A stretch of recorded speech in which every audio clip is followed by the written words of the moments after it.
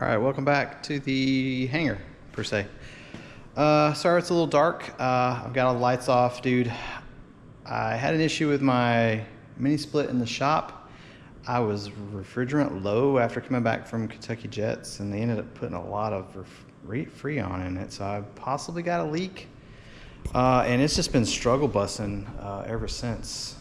It could just be because of this heat, you know. I mean, it's like 100+ degree humid temps here in Alabama.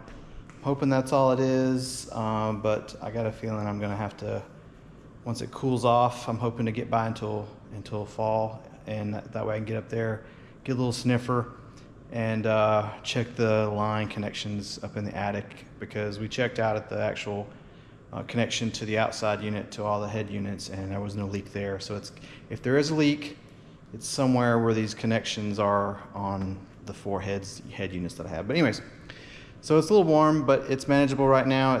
It cools all day, and then it gets to this late evening, and it just gets so hot in this afternoon times that it just can't keep up, I bet. But anyways, so I'm gonna turn this around. So last video, I've been prepping all these parts and getting ready to prime. I did prime. Turn the light on here for you guys. So these are the innards, everything that goes inside that you can't really see on the outside of the elevators. I've got them all labeled and marked. I haven't primed the skins inside of the skins yet. I prepped them. You can kind of see where I've scratched and scuffed. I marked off for the ribs that you glue in, and it's ready to prime this. I'll prime it tomorrow. And it'll be dry by the time I get to the point of actually assembling the ribs on it. Spars are done. I messed up and didn't tape off for where the tank sealant is going to, you know, it goes in basically between the two ribs up to a ½ inch, and I didn't tape that off.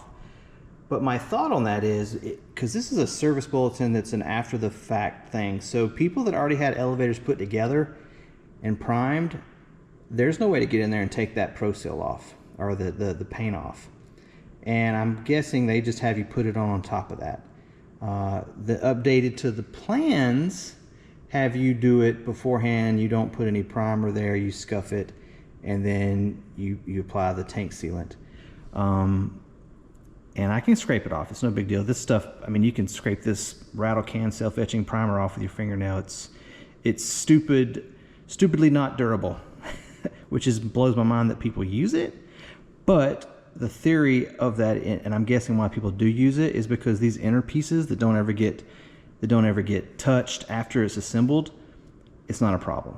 I mean, you can't go putting this stuff on like areas that's going to be worn or touched, because before you ever get it to paint, or if you got it like inside of the cockpit and you're not going to put paint over it, it's just going to be all scratched off, you know. So I would suggest, if you're going to use the self-etching rattle automotive primer like I'm doing, is you keep it to the parts that are on the inside, and that's what I'm doing. So anyways, but I'm going to check that and make sure that's the case, because I mean, that tank sealant sticks to anything. I mean, I ain't gonna lie. I mean, that stuff, we put it on the Apache, you know, my crew chief days, and it's on top of the paint, and that shit, we would have to scrape it off with like razor blades and stuff without any prep. Like, we didn't sand it and clean it and all this crap like we do all this stuff. That shit sticks, especially to textured surfaces, really well. So I'm daring to say that if I don't, it isn't going to be any issue. And honestly, I think it would probably stick better to the damn primer than it would the actual bare aluminum, in my opinion. That being said, I'm going to glue in the ribs per the manual. It's nice and clean, it's scuffed, it's, you know, and I will tape off the area that is scuffed for the ribs, and then that way I don't get any paint on it. And that will be glued like the plans say. But anyways, so let me get you back to this. So this is what I wanted to show. This is the kind of, let me put this on my head. Pretty sure you guys can see this. This stupid GoPros, man. It lost connection of the preview. So here's kind of my setup, because to use this C frame, you can't get it off once the dies are put in. So I got it over, I put the dies in, and now I'm just going through one at a time and adding. I already did the flush rivets right here. You got 2 flush rivets at the front, and that's because the weight will sit there. And these are the 470s, the 1/8 size, which are 4-4s. And I got the shop head on the outside, except for these 2. These are obviously on the inside. And what I'm doing now is just going through, and I got my Noom ATX on the C-frame yoke mounted to a clamp on my table here. So, and that's all I'm doing, is going through and doing this, removing 2 at a time, putting in my my rivets. The holes are a little snug, but I mean, they push through no problem, but they don't fall out, which is good. And that's just because of the primer probably in the holes. And this is foot operated. I've got my pressure set there. For the 4-4s, 65 is perfecto. 65, 66 is perfect. And you just make sure you're lined up on it. And this is so hands off, man. You can hold your part, get everything nice and flush, and go slow. And then hit it, hold for a second, let the pressure build up. That's the only thing I've noticed about this. And just, I know it's good, but I'll show you guys. So I check it with my little thing, and oh, it just hangs on there. That's what you want, doesn't want to fall off. You know, and then you move over. You got it. This is the only part that sucks about this, is you just manipulate it, your part. Put the next rivet on there. Like I said, you don't have to do this all the time. It's just some parts that requires this kind of finesse.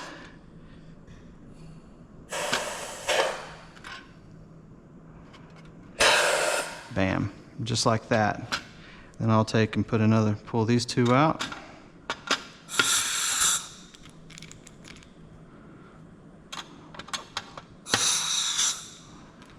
Buddy got one of these rivet guns from Pan America.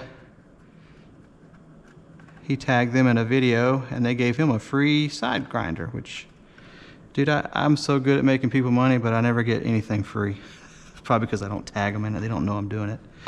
But I'm not in this for the money. I mean, it'd be awesome to get paid to do this someday, but anyway.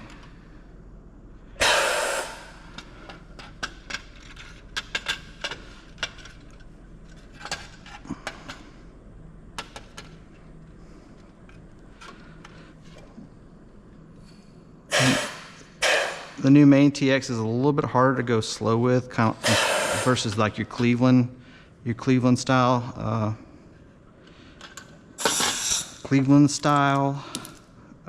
squeezer. But you can if you're real control with your foot. And these are by the way, this is the tip of the elevators. This is where your counterweights go, and then my carbon fiber fairings.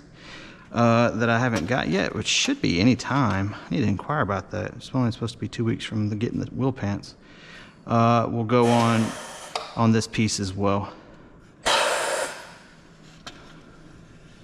I just kind of put my hand under there to help support it.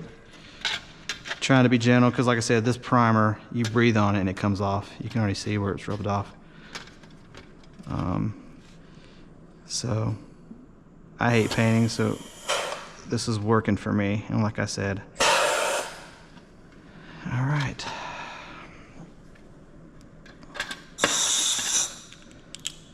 I'll do this, finish this one off, and I won't bore you guys with that. The next part will be putting the actual outer piece on, which is this guy right here. Goes on the outer side of it all the way around it. Oh, there goes my compressor.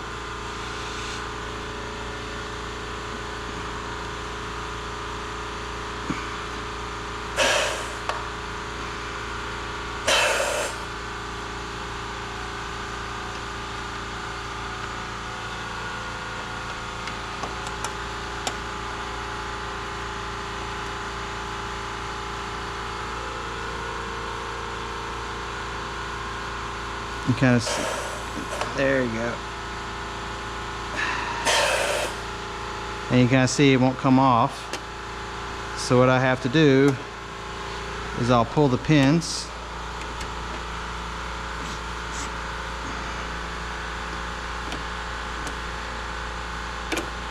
And then it'll slide down a hair. And then I can come to the corner. Boop, and there you go. And there's your die. All right. So you kind of see how this stuff is, it scratches real easy. It drives me nuts. And yeah, it gets really straight. This part bends a little bit, but I gotta flute it some more. Looks like I didn't flute this enough. So yeah, I'm gonna flute this a little bit and straighten that out. But like I said, this goes on, and then I believe it's this way. There you go. No, that's not right. So this is the way it goes. Just like that.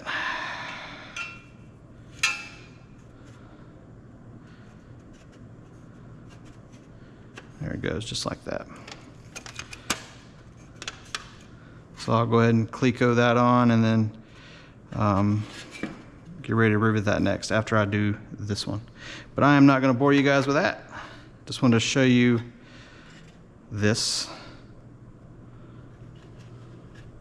So thanks. Yeah, I'll do another quick video showing this on the outside, and I'll kind of break it up, assembling these things over the weekend. I get to kind of chill out in the shop tomorrow night.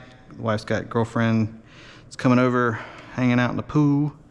So I get to sit in here all night and build airplanes. So you guys take it easy. Don't forget to subscribe, thumbs up, thumbs down. It always supports the channel. Don't forget to leave any questions, comments, concerns. I'm always down for learning, and that's what the channel's about. So you guys take it easy. Cheers.